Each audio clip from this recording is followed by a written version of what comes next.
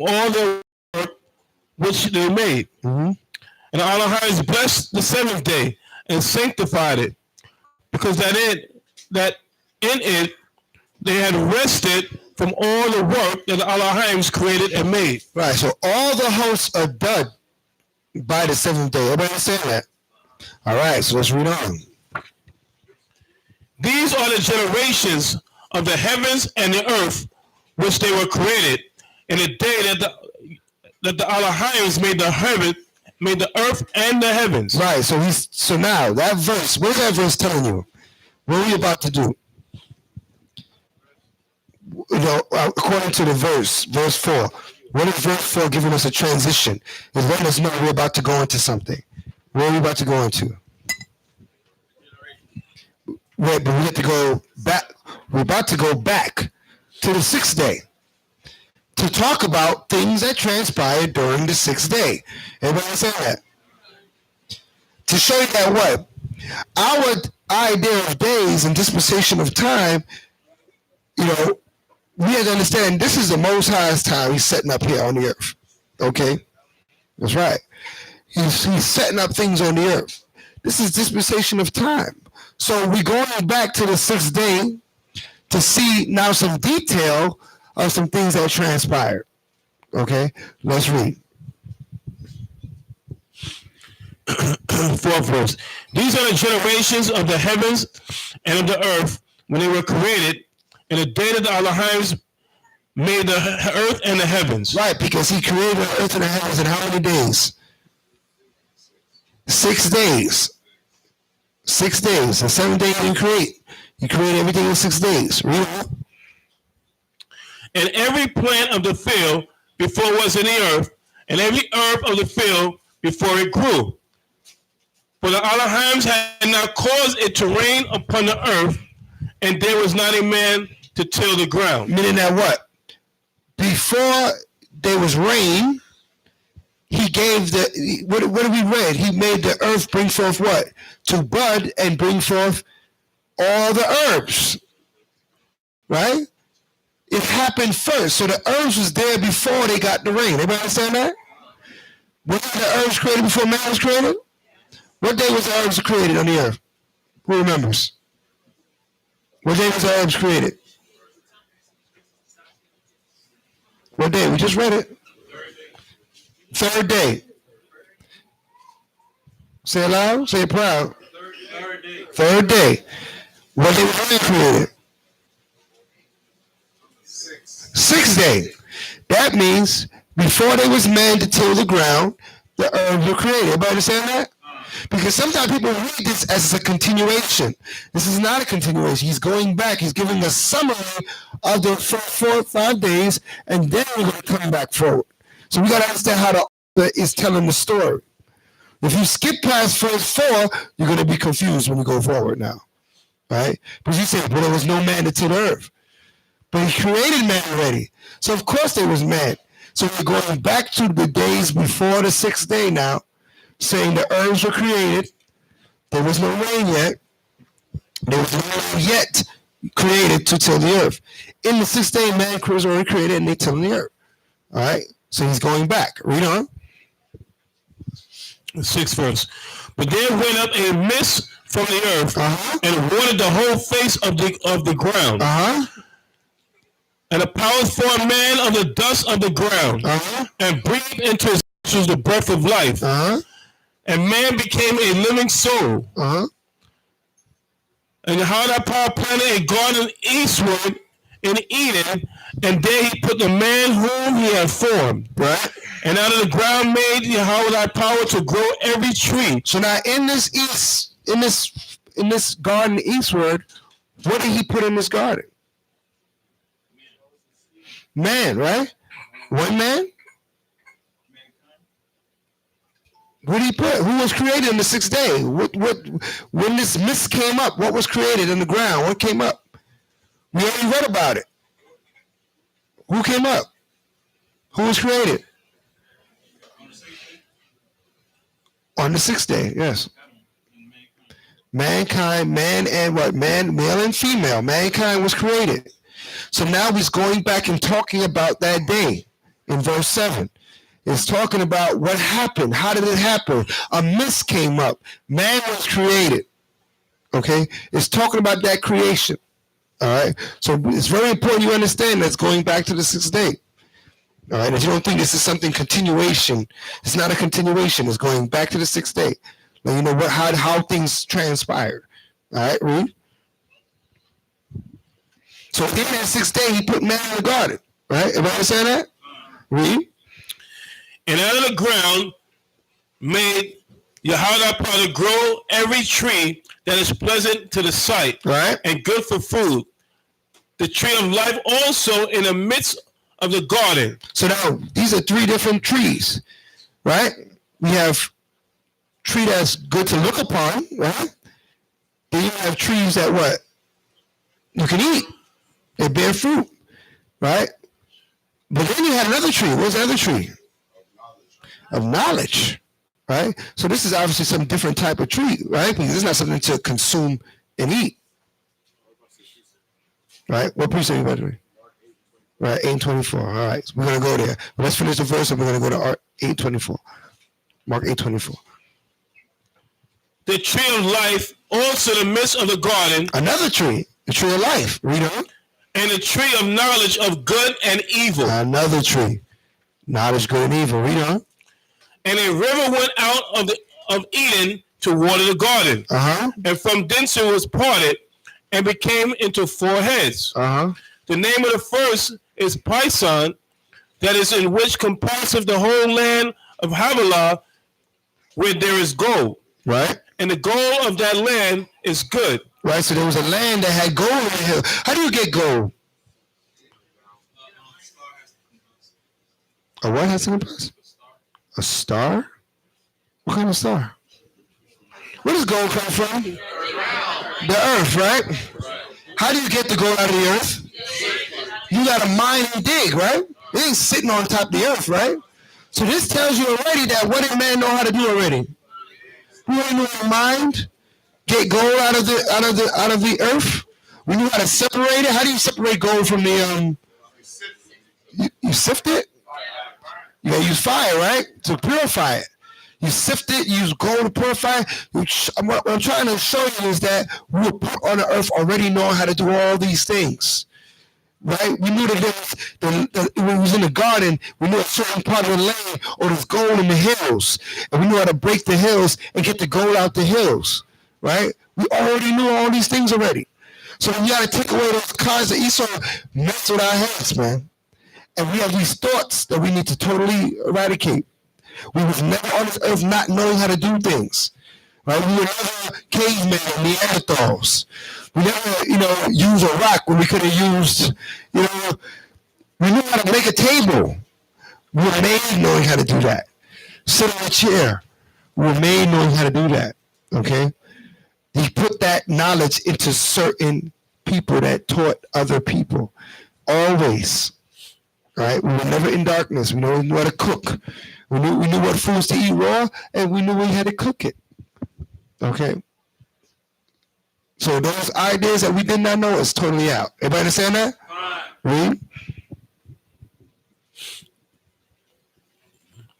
12th verse. And the gold of the land is good. There's bdellium and the onyx stone. Right. Bdellium and onyx stone. We knew what to do. We knew that it was precious. And the name of the second river is Gihon. The same is that compasses the whole land of Ethiopia. Right. So then you can look on the map now. My map is supposed to be up there. And you can kind of see where this garden was, because he said that same river travels all the way down and goes past the land of Ethiopia. Right? So can I get a Middle East, Northern Africa map?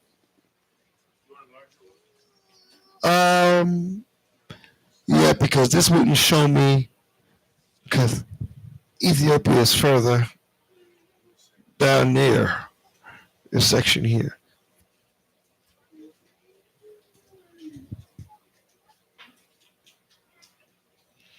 Maybe you could even put in Garden Eden and get a map that'll give you like the travel where it was located. Biblical garden. A biblical map. All right, let's read on. Verse 13, or verse 14. And the name of the third river is Hiddekel, Uh-huh. that is which goes toward the east of Assyria, and the fourth river is Euphrates. And Euphrates, right? Euphrates is still called the Euphrates, right? So we can really narrow down where this was taking place, right? The Tigris and the Euphrates, all right? What's that, Elder? Now, it's Ethiopia, when it's Ethiopia, we talk about Kush. And it says Kush. It's not literally the land of Ethiopia. Right, where Cush dwelt. Kush extended beyond Ethiopia. Because Kush was also part of so-called Middle East, outside of the continent of Ethiopia that we know today. Would that be Northern Africa? You see Northern Africa, right? Right, okay. But outside of the actual continent that we know today. Of Ethiopia's borders today. Right, okay, Cush. I mean, maybe that explains why they allow, the so-called Ethiopians in Israel. Right. Because they're able to get citizenship just like that. Oh, yeah? Yeah. All right.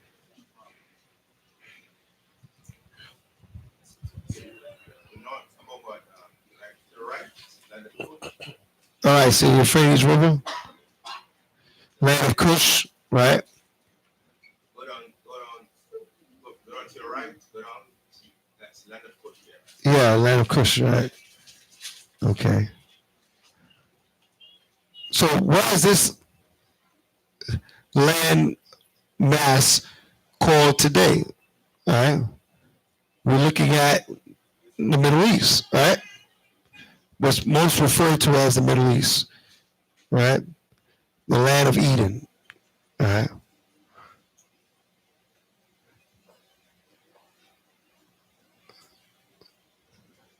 You see the river Hiddekel, right? Right.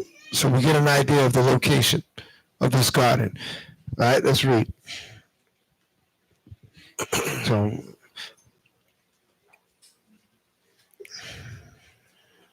And how that power took the man and put him into the Garden of Eden to dress it and to keep it. Right, so then he took all the men?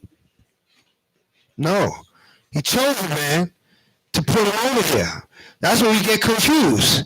He said he took the man, but he made man in abundance. But he chose a man and said, you know what? I need you to go over here, this special place, to make sure this place runs right. So he took a special man. He selected a special man, right? One had a certain level of knowledge and understanding, and he put that man there. Everybody saying that? Read on. And how that power commanded the man, saying, of every tree of the garden thou mayest eat freely, thou mayest freely eat. Right. But of the tree of knowledge of good and evil, thou shalt not eat of it, for in that day thou eatest thereof, thou shalt surely die. Right. So now, get that Mark 8 and 24. Get Mark 8 and 24.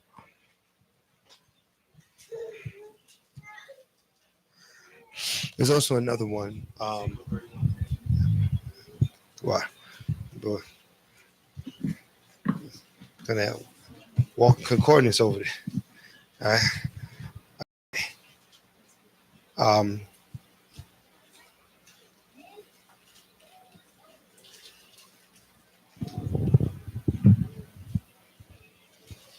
What was the Ezekiel? Mark 8 and 34. Mark 8 and 24. 24. What was the Ezekiel? Yeah. Mark 8 and 24. Uh-huh. And he looked up and said, I see men as trees. I see what? Men as trees. So now, in this garden, right, he says he put tree of the knowledge of good and evil. Now, you know you cannot eat something, physically eat something and get some sort of wisdom revelation from it. Come on?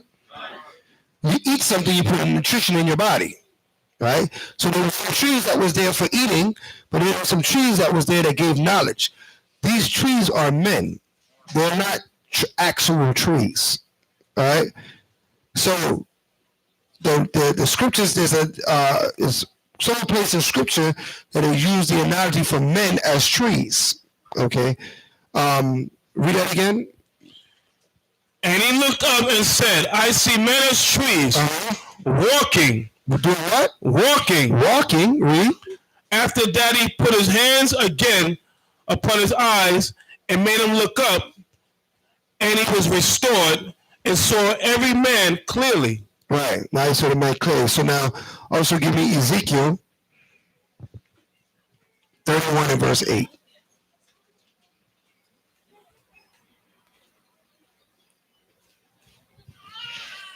This one is, and the trees took counsel. Yeah. Ezekiel 31 verse 8. And the trees took counsel. The cedars in the garden of the Most High could not hide him. Right. For the fir trees were not like his boughs, and the chestnut trees were not like his branches, nor any tree in the garden was like unto him in his beauty. Right. Mm-hmm. I have made him fair by the multitude of his branches, so that all the trees of Eden that were in the garden of the Elohims envied him. Did you what? Envied him. Mm-hmm. Therefore, thus saith Yahweh thy power, because thou hast lifted up thyself in height, he hath shut up his top among his thick boughs, and his heart is lifted up in his height. Uh-huh. I have therefore delivered him into the hand of the mighty one of the nations. He shall surely deal with him. I have driven him out for his wickedness. Right. So the him he's referring to is his chosen. Right. His chosen. Right. At that time in the garden, his chosen was Adam. Right. And he said that all the trees envied him, meaning that all the others that wasn't his chosen envied Adam. Okay. Right? That's why he referred to Adam himself as a tree. Right? So all the other trees, the fir trees, the bow tree, no matter what kind of person they are, they envied Adam. Okay, in the garden. So now you a little bit more see the situation Adam was in the garden. Right? He was envied because he was the Most High's chosen. Just like how Israel is envied amongst the nations because we're the Most High's chosen. Right? So that's why they had a problem with us. Right? Did you find out when the trees took counsel? Right. 2nd Ezra chapter 4. Verse we were given that divine law, the oracles. Right. What's that? 2nd Ezra? Yeah. 2nd Ezra chapter 13. Chapter 4 and 11. Okay. 2nd Ezra chapter 4. Chapter 4, verse 11. Now we're going to 2nd Ezra chapter 4, verse 11. So what are we going to? We're debunking a lot of things today. We're getting a more clearer picture of what is it saying about the garden, about Adam, about the trees, about who he's to interact with. These are people. Amongst, he put the garden, he put this man over there to make sure stuff was running right there because he was his chosen. Just like he made Israel be his chosen amongst all these nations. He made Adam his chosen amongst all these people, right? And there was people that had different skill sets, right? But Adam was supposed to be dominion over them to make sure that what everybody's doing what they need to do correctly, right? And how the Most High wanted it, right? Let's read. 2nd Ezra 4, verse 11. Uh-huh. How should thy vessel then be able to comprehend the way of the highest? Right. And the world being now outwardly corrupted, to understand the corruption that is evident in my sight. Uh-huh. Then said I unto him, it were better that we were not at all, than that we should live still in wickedness, right, and to suffer, and not to know wherefore. Right. So we're suffering and not knowing why we're suffering. Because even if we're ignorant of our sin, we still suffer for our sin. Everybody understand that? Our people suffer for sin. They don't even know they sin is most of the time, right? They just suffer. So he says it's better that we don't live to have to live like that, suffering for something, and we don't even realize why we're going through. We have constant councils and meetings, and they say, well, the black man needs to go to college. Well, the black man, that didn't amount to much, right? We're still packing the prisons, right? Okay, maybe they say, oh, we need money. Well, there's probably millions of black millionaires.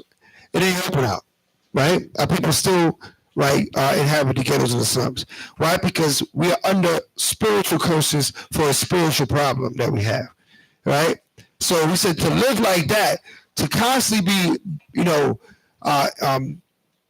being afflicted for our wickedness, but not even knowing that our wickedness existed.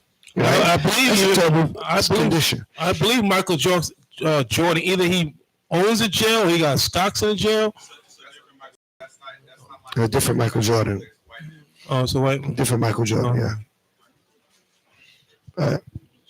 But it is something that you can trade in the stock market. It probably don't be so. And I'm sure you got maybe Jay-Z himself. He probably got money.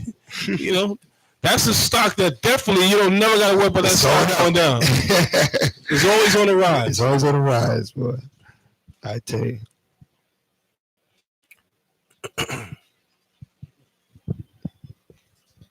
We don't, it's just...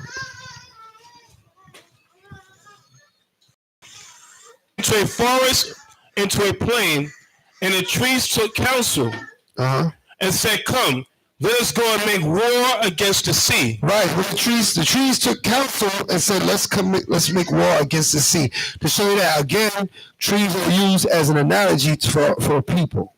All right. So we understand that a mountain means what? Government. Right. What is a beast? Kingdoms, right? White man. Kingdoms, right? Kingdoms are beasts, right? They're different kingdoms. So we know that the Bible uses similitudes, okay, to explain, what we, for us to get the right understanding. Plenty of similitudes through Scripture. So we can't become simple-minded and we think, okay, the trees, she ate a fruit from a tree, and all of a sudden knew all this stuff. That's fairy tales, right? That doesn't happen. Right, that's the imagination of man. Right, go ahead. No, branches represents because in this context, but branches also you're a branch of LOZ. You know what I mean? When you go somewhere and you teach, you're a branch of. You see what I'm saying? So you're an extension of the core of the understanding. So that's what branches are. So branches can be used as just an extension of. From the root, the source. You know what I mean? So that's what it means. So keep that in mind. Keep all this in mind. That similitudes are all throughout Scripture. All right? Let's go back.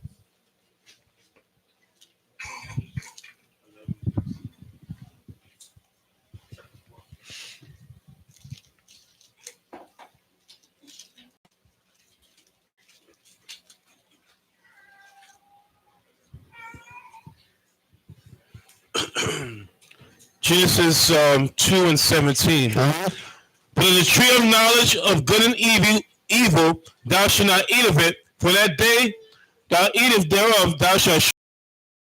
And Yahweh said, it is not good that man should be alone. I will make him an help meet for him. And out of the ground, Yahweh thy power formed every beast of the field, right, and every fowl of the air, and brought them unto Adam to see what he will call them, and whatsoever Adam called every living creature, that was the name thereof. Right. So he was naming the creatures, giving them a category, giving them, making I guess category is the best word you can use. Making categories, giving them names, giving them their attributes according to their attributes. This is what he was doing. Read on. But he had no woman. The Most High said, you know what? You need to be joined to someone because he made everything male and female. Right? He made men had women. They had their wives. Remember, he told us to be fruitful and multiply. So we knew that men had women because how could they be fruitful and multiply? But he didn't have a woman. Right? Right? He didn't have a woman that matched him. Okay? Read. And Adam gave names to all cattle, and to the fowl of the air, and to every beast of the field. But for Adam, there was not found any help meet for him. Right? So after he went through all this stuff, he seen the women, right? He couldn't find one that was good for him. Right? He seen the women, he looked through, couldn't find a meat. Couldn't find. That's what we say, find. I mean, that what? He knew that he needed this. He might even sought out for it. But he didn't find nothing to say, okay, yeah, she could be with me. Read on. And Yahweh power caused a deep sleep to fall upon Adam. Right. And he slept, and he took one of his ribs and closed up the flesh instead thereof.